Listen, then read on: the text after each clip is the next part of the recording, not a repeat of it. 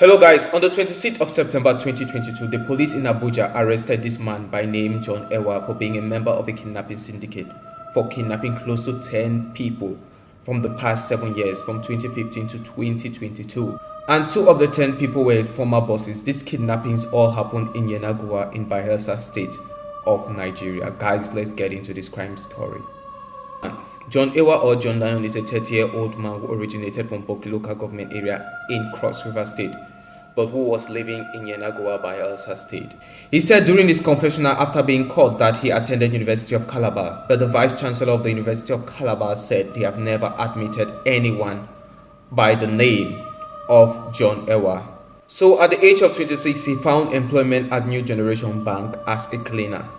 While as a cleaner at New Generation Bank, he was always sent on errands by the manager and others in high positions of the bank to go do 1 or 2 things for them. Due to the fact that he was so obedient and well behaved, the manager started trusting him with money of the bank. At times, the manager would tell him to carry the money which has been paid in to the bank for the day to his office so that he can put this money in a safe.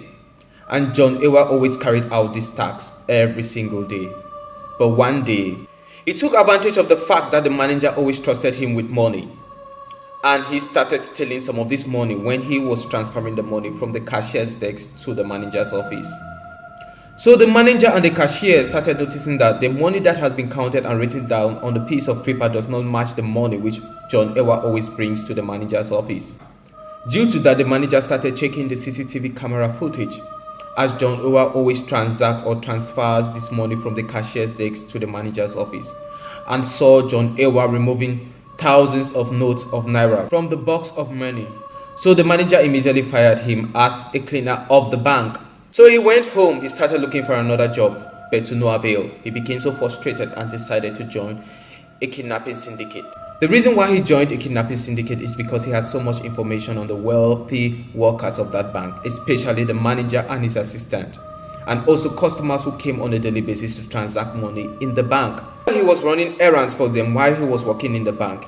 He knew where they lived, so he could easily locate where they live so that they can be kidnapped and held for ransom. So his position in the syndicate, to be clear, is he was the kingpin, the link between the kidnapping syndicate and victims who will be kidnapped by the syndicate for ransom to be paid later. In that light, he gave information to all the 10 people who were being kidnapped by this kidnapping syndicate, and even led them to the location where they lived so that they could be easily kidnapped.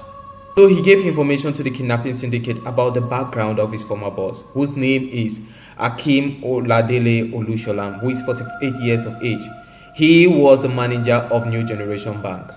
On the 8th of December 2020, he was kidnapped and was released on the 12th of December 2020 after paying a ransom of 84 million naira.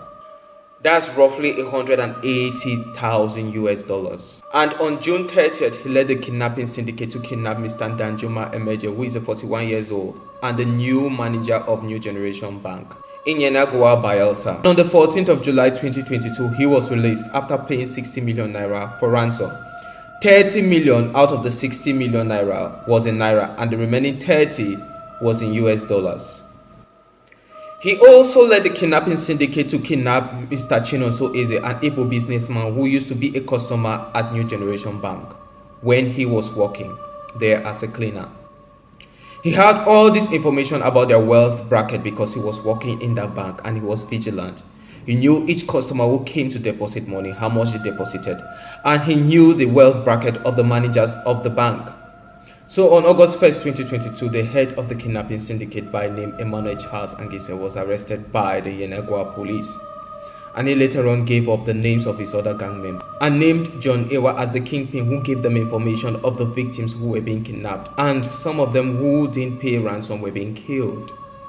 So John Ewa, being aware that the head of the kidnapping syndicate has been arrested, he fled to Abuja. The police, being aware that he had fled to Abuja, sent the Abuja police on him, and he was arrested on the 26th of September 2022.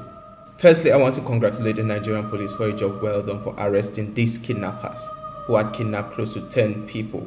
Secondly, it is written in the Holy Bible, love all but trust none.